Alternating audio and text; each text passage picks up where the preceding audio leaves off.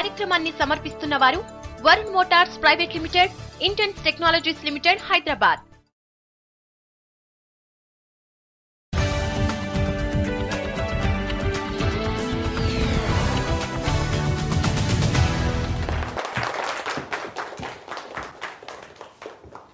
On behalf of Mango Foundation, I welcome to this very special show of Dr. B Show. అందరికీ స్వాగతం. ఈరోజు మనము చాలా ముఖ్యమైన విషయం గురించి మాట్లాడుకోబోతున్నాం, ఫిజియోథెరపీ.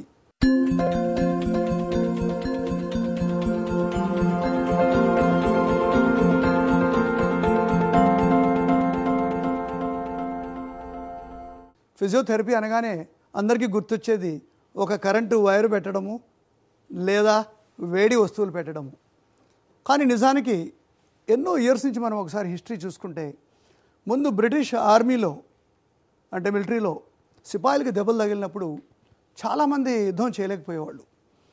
అప్పుడే ఫిజియోథెరపీ బ్రిటిష్ ఆర్మీలోనే పుట్టింది. యాక్చువల్లీ వాళ్ళు ఏం చేసేవాళ్ళు, కొంతమందిని ట్రైన్ చేసి, బాబు వీడికి కొంచెం రుద్దు, వీడికి కొంచెం పట్టి కట్టు, వీడికి కొంచెం హెల్ప్ చేయి, క్రచ్ ఇచ్చి. So basically physiotherapy is born in military. అందుకనే ఫిజియోథెరపీ మిలిటరీ హాస్పిటల్స్లో ఎక్కువగా ఉండేది. ఈరోజు మనం ప్రతి స్ట్రీట్లో కూడా ఫిజియోథెరపీ సెంటర్స్ ఉన్నాయి. అది అందరికీ మంచిది, ఎందుకంటే చిన్నపిల్లల్లో వచ్చేటువంటి developmental problems, paralytic attacks, injuries, గాయాలైనప్పుడు తర్వాత, ఆపరేషన్స్ తర్వాత, స్పోర్ట్స్ ఆడేటువంటి పిల్లల్లో కూడా గాయాలు, అంటే ప్రెగ్నెన్సీ తర్వాత, ముసలితనంలో వచ్చేటువంటి జిరియాట్రిక్, అదేవిధంగా హార్ట్ ఆపరేషన్స్ తర్వాత వచ్చేటువంటి, అంటే ఇప్పుడు ఫిజియోథెరపిటిక్ అప్లికేషన్స్ చాలా వైడ్ స్ప్రెడ్ అయిపోయినాయి. నిజానికి ఒక పెద్ద గొప్ప హాస్పిటల్ అని చెప్పాలి అంటే దాంట్లో చాలామంది ఫిజియోథెరపిస్ట్ ఉంటే అది గొప్ప హాస్పిటల్ అని చెప్పొచ్చు. అసలు ఫిజియోథెరపీకి ఫౌండేషన్ ఏంటి? ఆ వర్డ్లోనే ఉంది, ఫిజియోథెరపీ అంటే ఫిజికల్. ముందు రోజుల్లో ఐస్ తోటో వేడి నీళ్ళతోటో ఈ విధంగా మనం ఫిజికల్ ఎనర్జీని యూజ్ చేసి నొప్పుని తగ్గించేవాళ్ళు.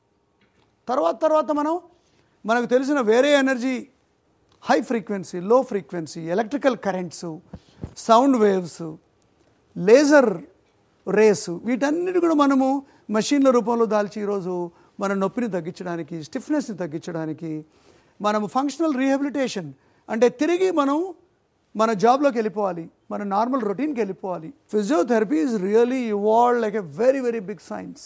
అయితే మనకు ముఖ్యమైన విషయం ఏంటంటే, ఫిజియోథెరపీలో చాలా ఎక్కువ మంది థెరపిస్టు డాక్టర్ని సంప్రదించకుండా స్వతహాగా ప్రాక్టీస్ చేస్తారు. కొన్నిసార్లు చిన్న నొప్పులు తప్పకుండా చేయాలి, కానీ సమ్టైమ్స్ సీరియస్ ఎయిల్మెంట్స్ అంటే గుండెకి సంబంధించినవి, తర్వాత మెదడుకు సంబంధించినవి, కొన్ని రకాల లిగమెంట్స్కి సంబంధించినవి, అటువంటప్పుడు ఒక చక్కటి మంచి సమన్వయం డాక్టరు, పేషెంటు, ఫిజియోథెరపిస్టు, వీళ్ళు ముగ్గురు కలిసి ఒక మంచి గొప్ప టీం వర్క్ చేస్తే మన సొసైటీలో చాలా ప్రాబ్లమ్స్ని మనము దూరం చేయొచ్చు.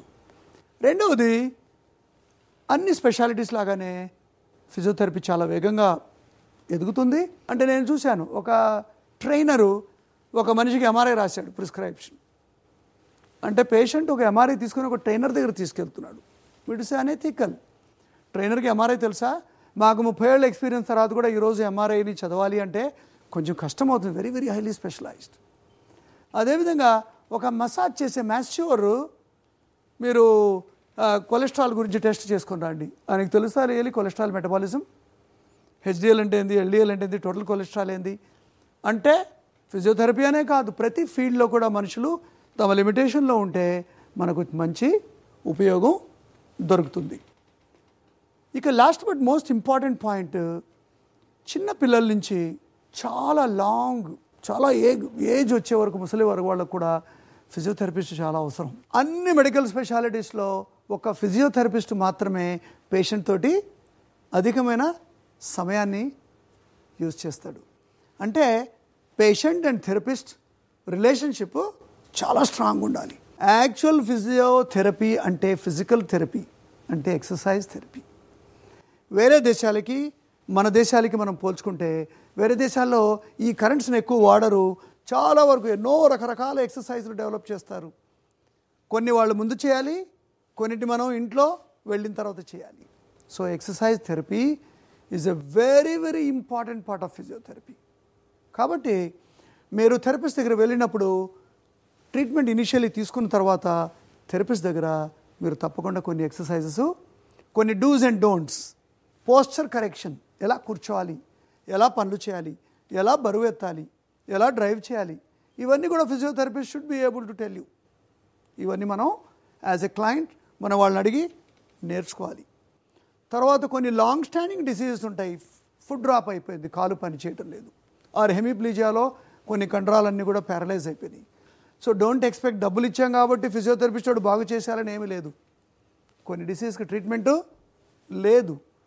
ఒక థెరపిస్ట్ మీకు ఓన్లీ కొంతవరకు మాత్రమే హెల్ప్ చేయగలడు. Physiotherapy is very very important subject of the society. Provided therapist, doctor and patient, ఈ నెట్వర్క్, ఈ చైన్ అనేది ఎప్పుడు తెగిపోకుండానే ఉండాలి. ఎగ్జాంపుల్ నేను ఇప్పుడు మీకు చూపిస్తాను. ఒక పర్సన్ యొక్క ప్రాబ్లం ఉన్నప్పుడు ఫిజియోథెరపిస్ట్ లేదా ఫిజియోథెరపీ చేయడం వల్ల లాభమా నష్టమా అనేది కూడా మనము చెక్ చేసుకోవాలి. జస్ అబ్దుల్ గారు, థ్యాంక్ యూ, మీరు వచ్చి మీ ప్రాబ్లమ్ని మాతో షేర్ చేసినందుకు. వీరికి చాలా కాలంగా డయాబెటీస్ ఉంది. దీనివల్ల భుజాల్లో కొద్దిపాటి నొప్పులు అనేది సహజం. అయితే ఏమవుతుంది, స్ట్రైట్గా పెట్టిన తల, చేతిని స్లోగా లేపండి, అంతే. వేరాజ్ నా భుజం పూర్తిగా లేస్తుంది, కానీ వీరి భుజం పూర్తిగా లేవటం లేదు. ఇటువంటి సమయంలో ఈయన ఏదన్నా సడన్గా యోగా చేయటమో, పైనుంచి వస్తువులు తీయడమో, అటువంటి ఏదైనా పనులు చేస్తే ఏమవుతుంది, ఈ విధంగా బెండ్ కావాల్సి వస్తుంది. అప్పుడు ఈయనకి మెడకు గాయమయ్యే అవకాశం ఉంది. సో ఇటువంటప్పుడు మీరు ఏ పనులు చేసినా కూడా ఈ రేంజ్లోనే చేయాలి, ఇంతవరకే లేపాలి, అంతేగాని పైన లేపకూడదు. ఒక మంచి ఫిజియోథెరపిస్టు ఆయనకి నొప్పిని రెస్పెక్ట్ చేస్తూ జబర్దస్తిగా మొబిలైజ్ చేయకూడదు. ఎందుకంటే చాలామంది మా మిత్రులు ఇటువంటి ప్రాబ్లమ్స్ని పేషెంట్కి చేశారు. నొప్పి అనేది itself is a guideline. మీ నొప్పి రేంజ్లో పోయి పేషెంట్ని మీరు చేయకూడదు. ఈ షోల్డర్ పని చేయనప్పుడు ఇవన్నీ సన్నగా అయిపోతాయి, చెయ్యి ఇవన్నీ కూడా, ఎందుకంటే దే ఆర్ నాట్ వర్కింగ్. మీరు ఇది బాగా ఎవరికి ఏం చేయాలి, కొన్ని గ్రిప్ ఎక్సర్సైజ్ చేయాలి, ఎందుకంటే దీన్ని స్ట్రెంగ్థెన్ చేయాలి. అదేవిధంగా కొన్ని బైసెప్స్ ఎక్సర్సైజెస్ చేసి ఈ ఆర్మ్స్ని కూడా స్ట్రెంగ్థెన్ చేసుకోవాలి. అప్పటికి 3-4 నెలల్లో నిదానంగా భుజం రికవర్ అవుతుంది. So he can get back to normal activities. So thank you very much. మీ చిన్న ఎగ్జాంపుల్ వల్ల ఎంతోమందికి భుజం నొప్పిన వాళ్ళందరూ కూడా కొంచెం జాగ్రత్త పడతారు. సో మీరు తప్పకుండా జాగ్రత్త చూసుకోండి. ప్రతి చిన్న వ్యాధికి కూడా ఎక్సర్సైజ్ అనేది చాలా సంవత్సరాలు అవసరం అవుతుంది. ఈ విధంగా knee joint, hip joint, back, neck, అంటే మన శరీరంలో ఎన్నో భాగాల్లో మన ఫిజియోథెరపీ ఇస్తూ ఉంటాము, ఎక్సర్సైజ్ థెరపీ చేస్తూ ఉంటాము. వీటన్నిటిని కూడా you must do with a lot of care. Doctor B షోలో చిన్న విరామం. ఫిజియోథెరపీ అంటే ఆర్థోపెడిక్ లేకపోతే పారాలసిస్ ఆ రెండింటికి మాత్రమే కాదు, జనరల్ సర్జరీ, ఈవెన్ సిజేరియన్ అయిన వాళ్ళు ఎందుకు లావు అవుతున్నారు.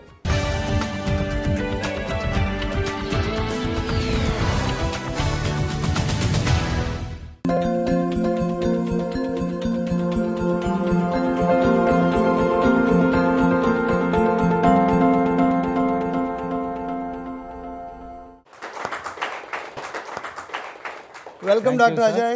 Nice seeing you here. Dr. Ajay Kishore is a very renowned physiotherapist. ఇక్కడ ఇండియాలో చదువుకున్న తర్వాత ఇంగ్లాండ్ వెళ్ళారు. దాని తర్వాత అక్కడ కూడా MPT orthopaedics and sports medicine వీరన్నిటి కూడా చేశారు. And currently Satyabala physiotherapy centre అని చెప్పి హీజ్ ఇన్ అనంతపూర్. సో అంటే మనుషుల్లో దాని గురించి అవగాహన పెరిగింది. అయితే ఒక ఫిజియోథెరపిస్ట్, సరి అయిన ఫిజియోథెరపిస్ట్, మంచి ట్రైనింగ్ ఎడ్యుకేషన్ ఉన్నవాడు హాస్పిటల్లో ఎటువంటి రోల్ ఉంటుంది, తర్వాత హాస్పిటల్ బయట వచ్చినప్పుడు ఎలాంటి రోల్ ఉంటుంది. ఎందుకంటే చాలామందికి తెలియదు హాస్పిటల్లో ఫిజియోథెరపిస్ట్కి జాబ్ ఓన్లీ పారాలిసిస్ వస్తేనే లేదా ఫ్రాక్చర్ అయితేనే అనుకుంటారు. సో ఒకటి నేను బ్రాడ్ స్పెక్ట్రమ్, ఇప్పుడు నేను యూకేలో ఉన్నాను, 5 years ఉన్నాను అనమాట. Physiotherapist plays a very important role, ఫోర్ ఫ్రంట్లో ఉంటారు అనమాట. యాక్చువల్గా they is the first response team అని ఒక ఫిజియోథెరపీ ఉంటుంది అనమాట. అంటే they even take up the emergency cases. అంటే ఒక పేషెంట్ హాస్పిటల్ రాగానే ముందు వేరే డాక్టర్ ఫిజియోథెరపీ ఎవాల్యుయేషన్ ఉంటుంది, ఫిజియోథెరపీ ఎవాల్యుయేషన్ ఉంటుంది. వాళ్ళు ఎందుకంటే డాక్టర్స్ బిజీగా ఉంటారు, అంటే ఫిజియోథెరపీకి అంత నాలెడ్జ్ ఉంటుంది. వెదర్ వీళ్ళు ఈ డిపార్ట్మెంట్కి వెళ్ళాలా, ఈ department they will segregate, or వీళ్ళు ఎక్స్క్లూసివ్ ఫిజియోథెరపీకి వెళ్ళాలా అని. సో అంత ఇంపార్టెన్స్ ఉంటుంది. ఇంకోటి మల్టీ డిసిప్లినరీ అప్రోచ్ అనేది ఉంటుంది అనమాట. అంటే సపోజ్ ఎనీ పేషెంట్, ఇప్పుడు జనరల్ సర్జరీనే కానీ ఏదన్నా కానివ్వండి, ఇప్పుడు నాట్ ఓన్లీ ఫిజియోథెరపీ అంటే ఆర్థోపెడికో లేకపోతే పారాలసిస్ ఆ రెండింటికి మాత్రమే కాదు, జనరల్ సర్జరీ ఈవెన్ సిజేరియన్ అయిన వాళ్ళు ఎందుకు లావ్ అవుతున్నారు, దట్స్ బికాస్ వాళ్ళకి తెలియదు. సిజేరియన్ అయిపోయిన 50 ఏళ్ళకు కూడా వాళ్ళకి సిజేరియన్ నాకు అయ్యింది, నేను వంగలేను భయపడుతూ ఉంటారు. అదే ఫిజియోథెరపీ ఇన్వాల్వ్మెంట్ ఉండిందనుకోండి, మీకు సూచర్స్ హీల్ అయిపోయిన తర్వాత ఈ చిన్న చిన్న ఎక్సర్సైజ్తో స్టార్ట్ చేసి ఈ లెవెల్కి మీరు వెళ్ళొచ్చు అని చెప్పచ్చు. వాళ్ళు ఫిట్గా ఉంటారు. ఏది నాకు సిజేరియన్ జరిగింది, హార్మోనల్ ఇంబ్యాలెన్స్ లావ్ అయినాను, దట్ ఇస్ మిత్. సో బేసిక్గా ఏంటంటే ఫిజియోథెరపిస్ట్ అనేవాడు ఒక డాక్టర్కి రైట్ హ్యాండ్. నేనేమనుకుంటా అంటే చాలామంది ఫిజియోథెరపిస్టులు వాళ్ళు నిజంగా వాళ్ళ సబ్జెక్టులో ఎక్కువగా మైండ్ని పెట్టకుండా ఒక డాక్టర్కి రైట్ హ్యాండ్గా ఉండకుండా సెపరేట్ అయిపోయి వాళ్ళే ఏదో చేద్దామని అనుకుంటున్నారు. So what is your opinion? ఒకటి చెప్తా చూడండి సార్, ఇప్పుడు మన శరీరం ఉంది, శరీరంలో ఏది గొప్ప అని చెప్పడం చాలా కష్టం. సో ఈ చిన్న వేలు లేకపోయినా కూడా కుంటుపడుతుంది అన్నమాట, హోల్ సిస్టమ్ కుంటుపడుతుంది. సో ఇప్పుడు మెయిన్ సిస్టమ్ బాడీ అయినా దానికి సపోర్టింగ్ స్ట్రక్చర్స్ ఉండాలా, occupational therapy, physiotherapy, nursing, everybody. So వీళ్ళు ఇంపార్టెంట్ కాదు అని చెప్పడానికి లేదన్నమాట.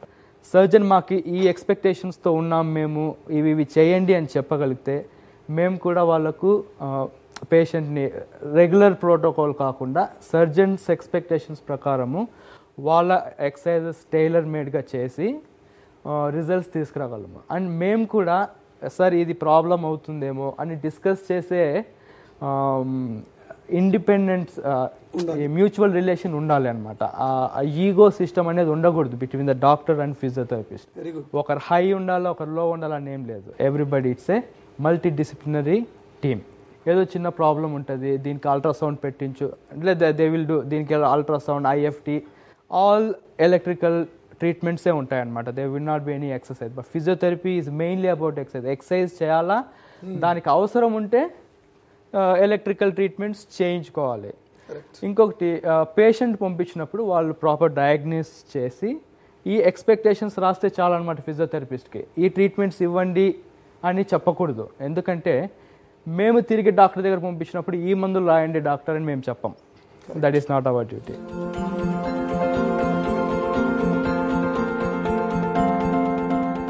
అయితే మన ఆడియన్స్లో కూడా చాలామంది చాలా క్వశ్చన్స్ వచ్చారు, ఎందుకంటే ఫిజియోథెరపీ సో కామన్ కానీ lot of confusion is there. Yes, you have some questions directly you can ask to doctor Ajay Kishore. నమస్కారం సార్, నా పేరు వీరప్పన్ అండి. కొందరు కామన్గానే మసాజ్ చేసుకోవడానికి మసాజ్ పార్లర్ వెళ్తారు. దానికి మీ యాజ్ పర్ ఫిజియోథెరపిస్ట్గా మీరు ఏం అడ్వైస్ చేస్తున్నారు? ఫిజియోథెరపీలో massages is called therapeutic massage లేదా స్పోర్ట్స్ మసాజ్ ఉంటుంది. సో స్పోర్ట్స్ మెన్ విగరస్గా యాక్టివిటీ అయిపోయి ఉంటుంది, దే నీడ్ సమ్ రిలాక్సేషన్, ఎందుకంటే నెక్స్ట్ సెషన్ ఉంటుంది. సో దానికి స్పోర్ట్స్ మసాజ్ వేరుగా ఉంటుంది. దెన్ ఇంకొకటి వచ్చేసి ఎడిమా థెరప్యూటిక్ అనమాట, కాలో చెయ్యో స్వెల్లింగ్ అవ్వడము డ్యూ టు సమ్ కండిషన్స్, దానికి థెరప్యూటిక్ మసాజ్ ఉంటుంది. లేదా స్పాస్టిసిటీ, టైట్నెస్ ఉంటుంది అన్నమాట. సో దానికి మేము ఒక టైట్నెస్ రిలీజ్ చేయడానికి కొన్ని టెక్నిక్స్ యూస్ చేస్తాం. ఇవి థెరప్యూటిక్ ఆస్పెక్ట్స్. సో మీరేం మాట్లాడుతున్నారంటే రిలాక్సేషన్ కోసం వెళ్తున్నారు. So that is completely Kerala massage, ayurvedic massage, that is completely different. నా పేరు సాహిరా జమాల్ అండి, ఫ్రమ్ డుండిగల్. ఇప్పుడు యాజ్ అ హౌస్ వైఫ్ నేను ఎవ్రీ డే చూస్తూ ఉంటాను కదా, నేబర్స్ అందరు చాలా మంది లేడీస్ ఏ చిన్న ప్రాబ్లం ఉన్న వాళ్ళు మెడికలీ కూడా ఏమైనా ఎక్కడైనా హ్యాండ్ లెగ్ ఎక్కడైనా ప్రాబ్లం ఉన్నా వాళ్ళు జస్ట్ నార్మల్ బ్యూటిషియన్ని పిలిచి మసాజ్ చేపిస్తుంటారు. I see this every day అనమాట. సో ఆ అవేర్నెస్ ఎట్లా జనరేట్ చేస్తాం మనం దట్?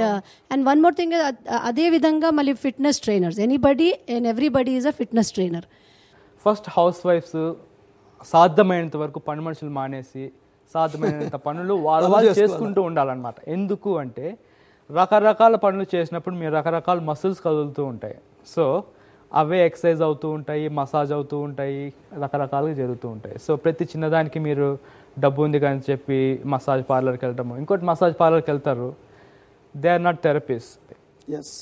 తర్వాత మీరు అంటే మీరు చెప్పేది ఏంటంటే అన్ప్రొఫెషనల్ వాళ్ళ దగ్గరికి వెళ్ళినప్పుడు ఎస్, వాళ్ళు తప్పులు చేసే అవకాశం ఉంటుంది. తప్పులు చేసే అవకాశాలు చాలా ఉంటాయి. ఇట్లా మెడ తిప్పితే బాగుంటుంది, అట్లా మెడ తిప్పితే, కానీ అనాటమికల్గా అన్ని విగరస్ మూమెంట్స్ చేయడానికి మన బాడీ ఒప్పుకోదు. పార్లర్లో చేసే మసాజ్ కూడా is it part of physiotherapy? పార్లర్లో చేసే massage is not a physiotherapy, but fitness instructors, there is a course. Fitness ఇన్స్ట్రక్టర్స్కి ఒక కోర్స్ ఉందన్నమాట. అంటే వాళ్ళు బేసిక్ ఫిజియాలజీ, అనాటమీ గురించి చదువుకుని ఉంటారనమాట. సో వాళ్ళకి ఏ లెవెల్లో ఏది చేస్తే కొంచెం బాగుంటుంది అనేది. But every fitness instructor cannot become a physiotherapist. So pain ఉన్నప్పుడు ఫస్ట్ డాక్టర్ దగ్గరికి వెళ్ళాలి. ఎగ్జాక్ట్లీ. ఆయన చెప్తాడు, బాబు నేనేం చేయలేను, నాకు కుడి చేయి ఒక ఆయన ఉన్నాడు, ఫిజియోథెరపిస్ట్ దగ్గరికి వెళ్ళు, ఆర్ లేకపోతే న్యూట్రిషన్ కావాలంటే డైటీషియన్ దగ్గరికి వెళ్ళు. There are paramedical and medical units which are helping. ఈ మాత్రం నాలెడ్జ్ చాలా అందరిలో ఉంది ఇప్పుడు. డెఫినెట్గా అందరూ చాలా మంది ఎడ్యుకేటెడ్ కదా. బ్లైండ్గా మనం అలాగే ఎవరి దగ్గరికి వెళ్ళి వాడి క్రెడిబిలిటీ అంటే మనం ఏం చేయలేము దానికి. డాక్టర్ బి షోలో మరో చిన్న విరామం. ఇలా చేస్తే నొప్పి వస్తుంది, ఇలా చేస్తే నొప్పి వస్తుందని పదే చేస్తూనే మనం ఇంజూర్ చేస్తూ ఉంటాం. అలాంటివన్నీ మానేయాలి. పెయిన్ తగ్గిపోయింది కదా అని చెప్పి ఎక్సర్సైజ్ మానేయడం కూడా మంచిది కాదు.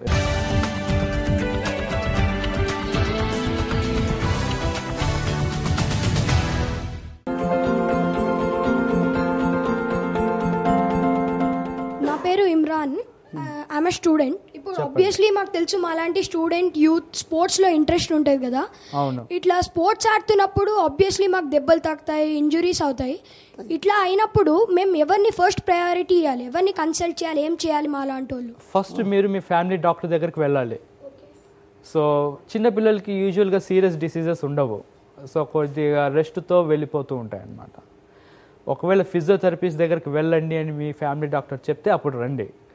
సో ఆ ఎక్సర్సైజెస్ మేము ప్రిస్క్రైబ్ చేస్తాం ఏవి చేయాలనేది. అవి ఎంతకాలం చేయాలా అనేది మీకు ఎంత కంఫర్టబుల్ లెవెల్లో ఉన్నారు. ఇప్పుడు పలానా ప్రాబ్లంతో వచ్చారు, అది ఎంత మటుకు బాగా అవుతుంది, మళ్ళీ అదే పని చేస్తుంటే మనకు ఆ ప్రాబ్లం రిపీట్ అవుతుందా లేదా. ఒక రిపీట్ అవ్వడం లేదు, then you are fine. Basically sports injuries అన్నీ కూడా డిపెండింగ్ అపాన్ ది సీరియస్నెస్ అనమాట. అవి తీవ్రమైన గాయాలు కావచ్చు, లేదా స్మాల్ ఓవరీస్ ఇంజురీస్ కావచ్చు. ఎన్ని రోజుల నుంచి ఆడుతున్నారు, ఎలా తగిలింది, మీ ట్రైనింగ్ ఫిట్నెస్ ఎలా ఉంది, వీటన్నిటిని బట్టి మనము ఫిజియోథెరపిస్టు, డాక్టరు ప్లస్ మీ కోచ్, మీ పేరెంట్, వీళ్ళందరూ కూడా ఒక స్పోర్ట్స్ బాయ్కి కావాల్సిన ట్రీట్మెంట్ అంతా కూడా చాలా ఇంకా మన సొసైటీలో అవేర్నెస్ రాలేదు. సో తప్పకుండా చిన్న ఇంజరీ ఉన్నప్పుడు వెళ్ళాలి, అదే అన్నిటికంటే ముఖ్యమైనది. డాక్టర్ గారు నమస్కారం. నా పేరు Shaik Abdul Rehman. My age is I'm 52. చెప్పండి. సో నాకు 10 సంవత్సరాల నుండి డయాబెటిక్ నుండి సఫర్ అవుతున్నాను డాక్టర్ గారు. Okay. I develop the pains, especially the left shoulder joint లో కానీ, నీ జాయింట్ లో కానీ పెయిన్స్ ఉన్నాయి.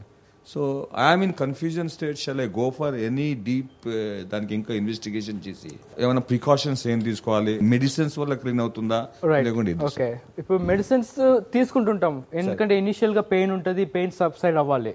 ఇంకో క్వశ్చన్ సార్, ఇక్కడ నాకు వేరే ఆపరేషన్స్ జరగకపోయి I'm not suppose to take any antibiotics solid. Okay. Shoulder pain కి యాంటీబయాటిక్స్ కి సంబంధం ఉండదు సార్. సో షోల్డర్ పెయిన్ ఏదో ఇంజరీ వల్లనో లేకపోతే స్ట్రక్చరల్ డిఫార్మిటీ వల్ల వచ్చి ఉంటుంది. సో ఫస్ట్లీ మీకు మీ ఆర్థోపెడిక్ డాక్టర్ చెప్పుంటారు, మెడికేషన్స్ ఇచ్చింటారు, ప్రికాషన్స్ చెప్పుంటారు. మెయిన్లీ షోల్డర్ జాయింట్ చాలా ఇమ్మొబైల్ జాయింట్ అన్నమాట, చాలా వాల్టైల్ జాయింట్, ఎక్కువ మూమెంట్స్ ఉంటాయి దాంట్లో.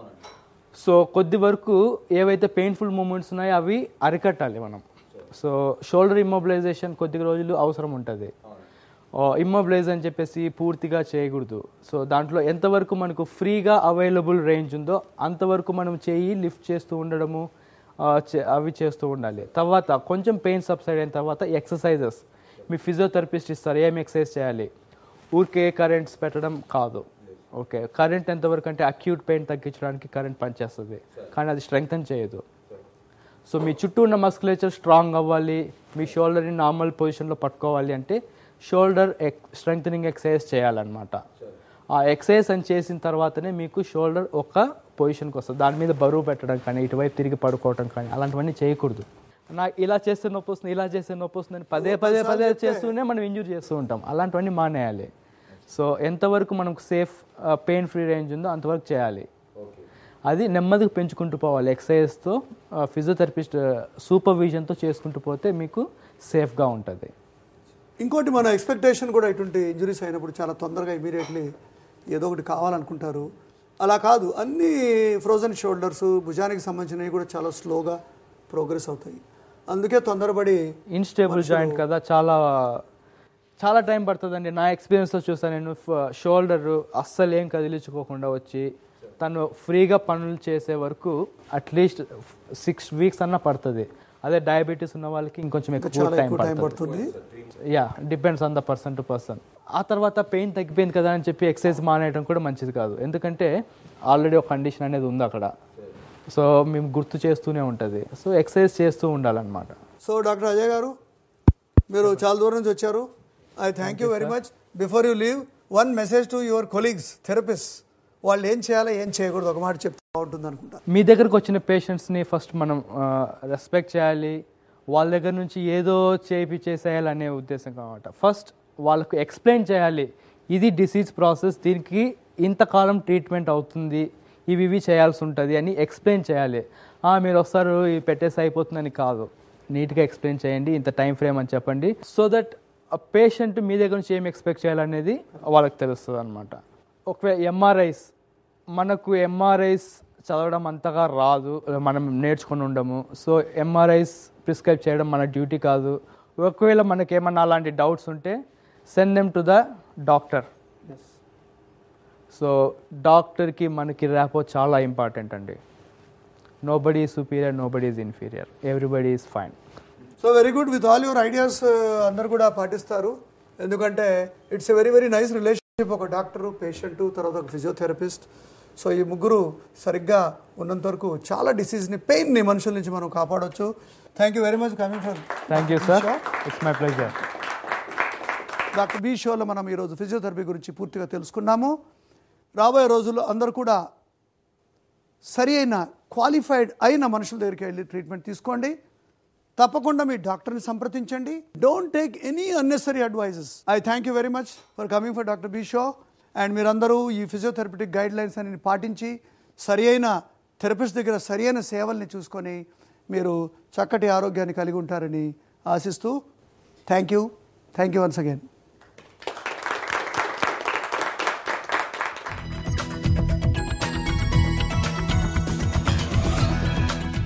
ప్రపంచంలో దాదాపు 140 కోట్ల మంది 20 ఏళ్ల వయసు దాటిన వాళ్ళు ఒబీస్గా ఉన్నారట. Almost 41% of cancer affected people also obese. ఇంతలాగా ఉన్నాడు కదా, ఎంత తింటాడా అని చూస్తుంటారు. This is a fatty liver.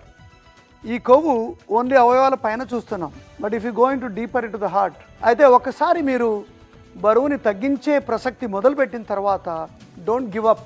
అంటే 3 నెలల్లోనే మనకు అడాప్టేషన్స్ అవుతాయి శరీరంలో.